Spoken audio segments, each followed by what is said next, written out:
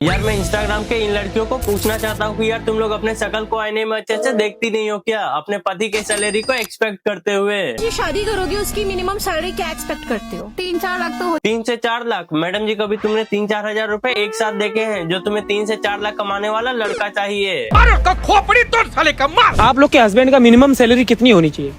कम से कम 1 करोड़। 1 करोड़? क्यों, तुम्हारे माँ बाप ने जो तुम्हें बचपन में नहीं दिलाए तुम उससे 10 गुना ज्यादा अपने पति से वसूल होगी क्या? कैसा? और दूसरी वाली नागिन का एक्सपेक्टेशन सुनो तो सही। 2 करोड़। लो जी, इसे 2 करोड़ चाहिए। भले ही अभी दूसरों के घरों में झाड़ू पोछा करके आई हो, इसे तो ये भी नहीं पता होगा कि 2000 में कितने जीरो होते हैं। जिससे शादी करोगे उसका मिनिमम सैलरी कितना होना चाहिए? मेरे हिसाब से 100 करोड़ तो चाहिए। देखो दीदी की इस बात से तो मैं सहमत हूँ, क्योंकि दीदी को भूत से इंसान बनने में तो कम से कम 100 करोड़ लग ही जाएंगे। कितना होना चाहिए?